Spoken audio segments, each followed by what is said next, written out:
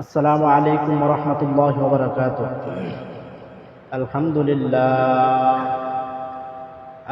لله نحمده ونستعينه ونستغفره ونؤمن به ونتوكل عليه ونعوذ بالله من شرور أنفسنا ومن سيئات أعمالنا. من يهده الله فلا مضل له ومن يضلله فلا هادي له، ونشهد أن لا إله إلا الله وحده لا شريك له، ونشهد أن سيدنا وسندنا وحبيبنا وطبيب قلوبنا ومولانا وأولانا محمدا عبده ورسوله، أرسله بالحق بشيرا ونذيرا وداعيا إلى الله بإذنه وسراجا وقمرا منيرا. أما بعد، فأعوذ بالله من الشيطان الرجيم. بسم الله الرحمن الرحيم. يا أيها الذين آمنوا ادخلوا في السلم كافة. وقال رسول الله صلى الله عليه وسلم: الدنيا كلها متاع، وخير متاع الدنيا المرأة الصالحة، أو كما قال عليه الصلاة والسلام. شكرا. اللهم صل على محمد وعلى آل محمد كما صليت على إبراهيم وعلى آل إبراهيم إنك حميد مجيد. اللهم بارك على محمد وعلى آل محمد كما باركت على إبراهيم وعلى آل إبراهيم إنك حميد مجيد. بلغ العلا بكماله، كشف الدجى بجماله، حسنت جميع خصاله، صلوا عليه وآله. بلغ العلا بكماله، كشف الدجى بجماله، حسنت جميع خصاله، صلوا عليه وآله. আলহামদুলিল্লাহ। আল্লাহ তাআলার দরবারে লাখ কোটি শুকরিয়া আদায় করছি যে মহান রব্বে কারীম আপনাকে আমাকে অনেক মানুষ থেকে যাচাই বাছাই করার পর আল্লাহর ঘর মসজিদের মধ্যে আসার এবং বসার মতো তৌফিক দান করেছেন। শুধু আল্লাহর ঘরে আসার এবং বসার তৌফিক দান করেন নাই, বরং আল্লাহ তাআলার কাছে যে ইবাদত সবচেয়ে প্রিয় সেই ইবাদত হলো নামাজ।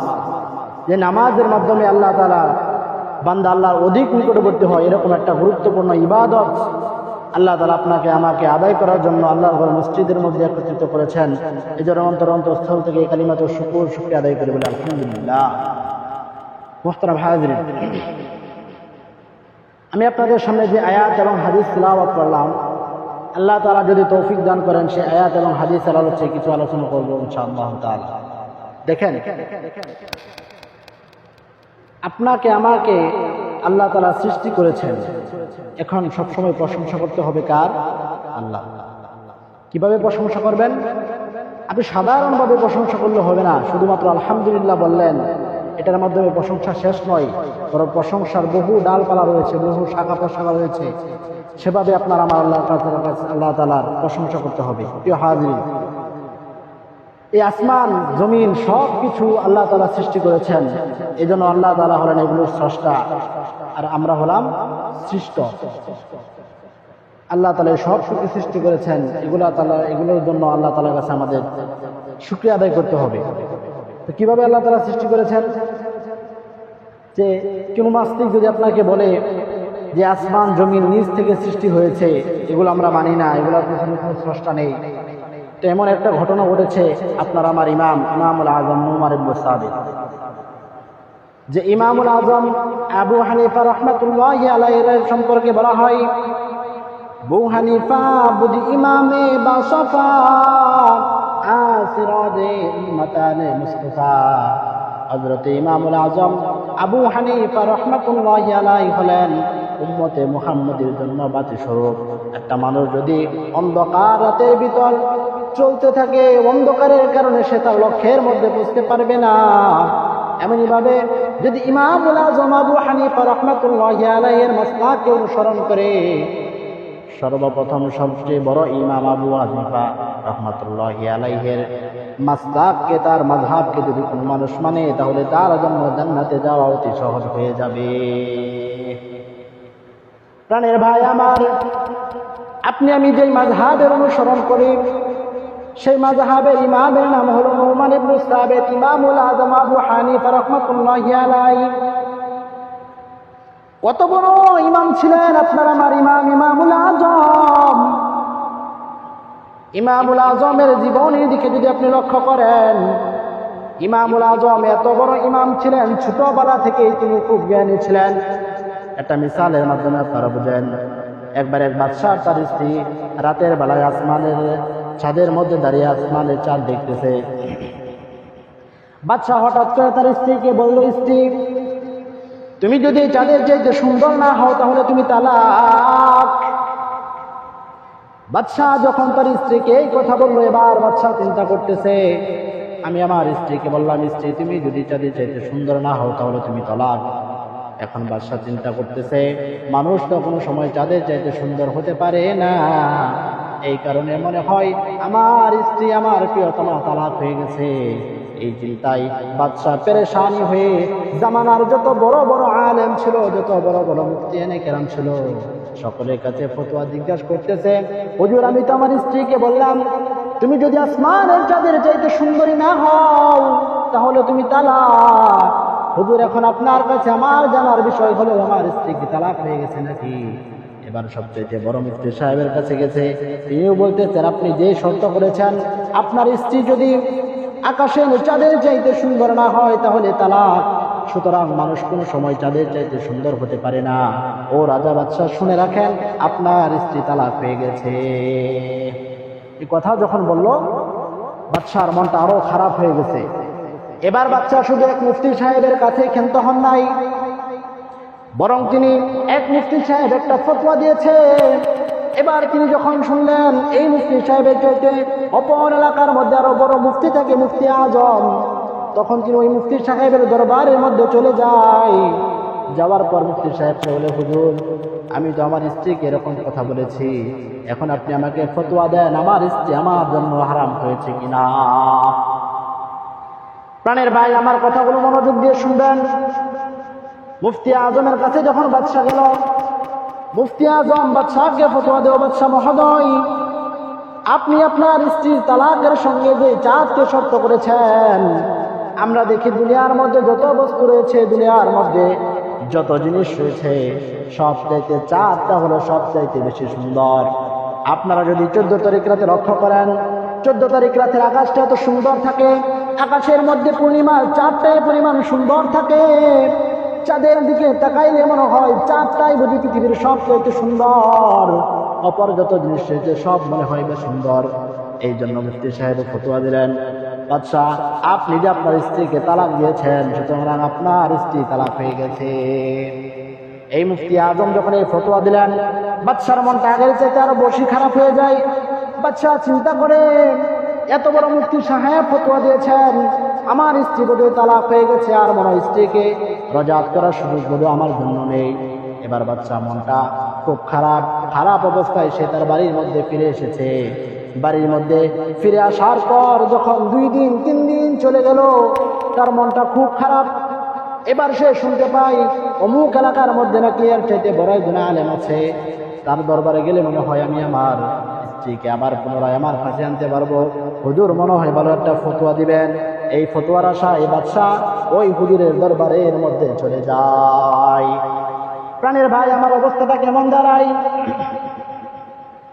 এবার যখন বাদশা তার স্ত্রীকে হালাল করার জন্য এত বড় মুফতি সাহেবের দরবারে আবার চলে যায়, মুফতি সাহেবকে গিয়ে বলতেছে, হুজুর আমি বিগত 2 জন মুফতি সাহেবের কাছে ফতোয়া জিজ্ঞাসা করেছি আমার স্ত্রী তালাক হয়েছে কিনা। 2 জন মুফতি সাহেব ফতোয়া দিয়েছে আমার স্ত্রী তালাক হয়ে গিয়েছে। ও হুজুর, আমি 3 নম্বরের বেলা আপনার কাছে এসেছি, এখন আপনি যদি আমাকে ফিরিয়ে দেন তাহলে আমি নৈরাশ হয়ে যাব, আমার স্ত্রীকে আর আমি রোজাত করতে পারবো না। এবার মুফতি সাহেব বলতেছে, বাদশাহ তুমি তোমার স্ত্রীকে কি কথা বলেছিলে? বাদশাহ বলে, হুজুর আমি আর আমার স্ত্রী 14 তারিখ রাতে ছাদের উপর বসে আল্লাহ তাআলার নিয়ামত সুন্দর চাঁদটাকে দেখতেছিলাম। হঠাৎ করে আমি আমার স্ত্রীকে বললাম, ও প্রিয় তোমার স্ত্রী শুনো, তুমি যদি এই চাঁদের চাইতে সুন্দর না হও তাহলে তোমার উপর তালাক। এখন হুজুর আপনার কাছে আমার জানার বিষয় হলো, আমি যে আমার স্ত্রীকে এইভাবে তালাক দিয়েছি, আমার স্ত্রী কি তালাক হয়েছে কিনা। এবার সেই জামানার সবচেয়ে বড় মুফতি সাহেব হুজুর ফতোয়া দেন, তোমার কাছে বিগত যেই মুফতি সাহেব ফতোয়া দিয়েছেন সকলের কথাই ঠিক, তোমার উপর তোমার স্ত্রী তালাক পতিত হয়ে গেছে। আল্লাহর বান্দা বাদশা মুফতি সাহেবের দরবার থেকে যখন বেরিয়ে যায়, রুমের সামনে ছোট একটা বাচ্চা দাঁড়িয়ে আছে। ছোট বাচ্চাকে বলে, ওকে বাচ্চা, তোমার মনটা কি জন্য এত খারাপ, তোমার মনটা কি জন্য তোমাকে এত পেরেশানি দেখাচ্ছে? বাচ্চাকে বলে, ওরে বাচ্চা, তুমি কি আমার সমাধান দিতে পারবে? আমি যেই বিপদের মধ্যে আছি, যেই মুসিবতের মধ্যে আছি, তুমি বাচ্চা সেই মুসিবতটা বুঝবে না, বিপদটা বুঝবে না, কি জন্য আমার মন খারাপ সেটাও বুঝবে না।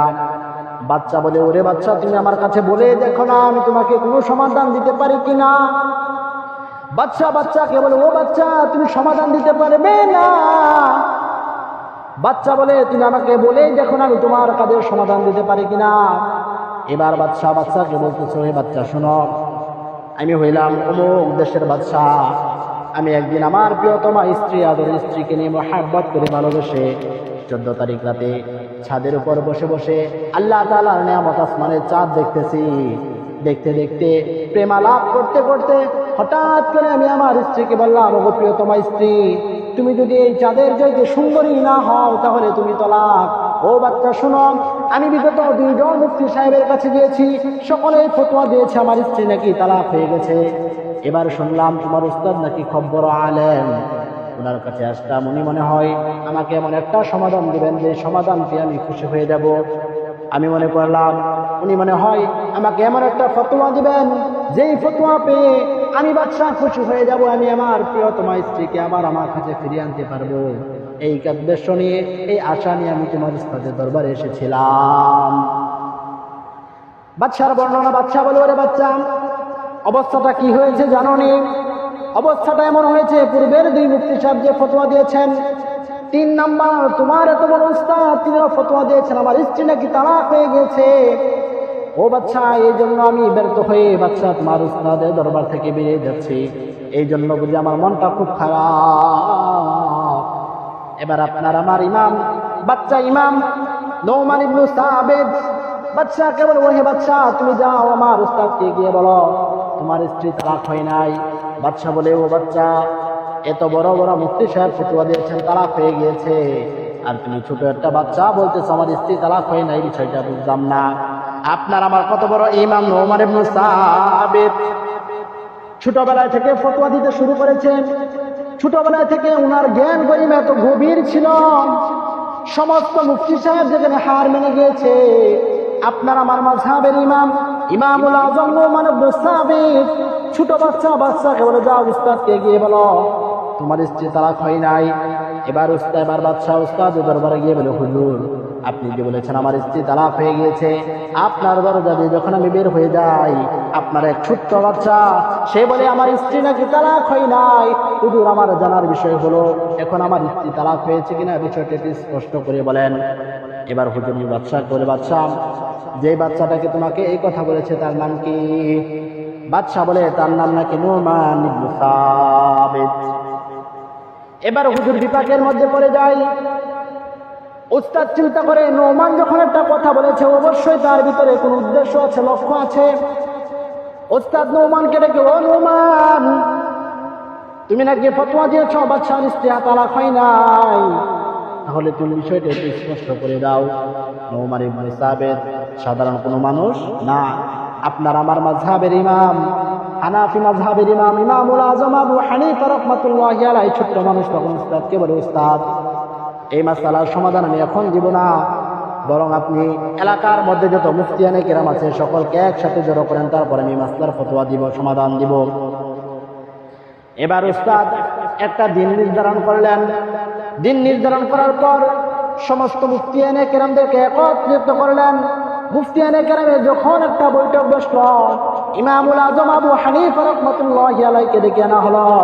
তখন উস্তাদ প্রশ্ন করতেছে, নোমান তুমি নাকি ফতোয়া দিয়েছ বাদশার স্ত্রী তালাক হয় নাই, তাহলে তুমি বাকি মাসলাটাকে ওয়াজাহাত করো।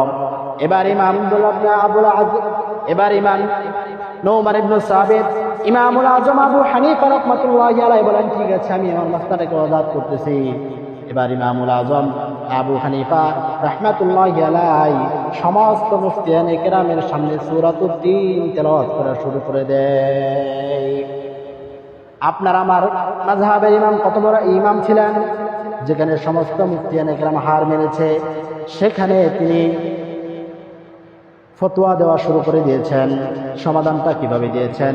আপনার আমার ইমাম সূরাতুত তিন পড়া শুরু করে দেয়, ওয়াত-তিন ওয়াজ-যাইতুন ওয়া তুরি সিনিন ওয়া হাদাল বালাদিল আমিন লাকাদ খালাকনাল কমারা আহসানি তাকওয়িম।